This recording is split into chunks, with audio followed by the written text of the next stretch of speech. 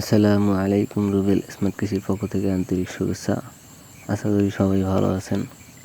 আজকের আমাদের আলোচনার বিষয় হচ্ছে আমাদের শসা ক্ষেতে ফ্লোরা কেন ব্যবহার করব, সে বিষয় নিয়ে আজকের আপনাদের সাথে কিছু কথা বলবো। ফ্লোরা গাছের জন্য খুবই গুরুত্বপূর্ণ একটা পিজিআর, এটা এসিআই কোম্পানি মার্কেট করে।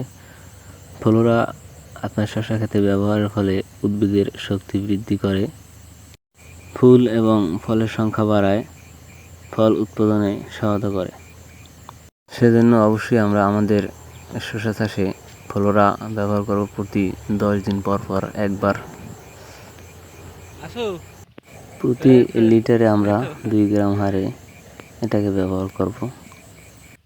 আপনার শসা ক্ষেতে ফ্লোরা ব্যবহারের ফলে জালি সেটআপ বেড়ে যায় এবং গাছের লংলিভিটি বৃদ্ধি করে। সেজন্য আমরা অবশ্যই কৃষিতে পিজিআর, ফ্লোরা অথবা লিটোসেন, বিভিন্ন কোম্পানির পিজিআর রয়েছে, আপনারা যে কোনো একটি ভালো কোম্পানির দেখে ব্যবহার করবেন।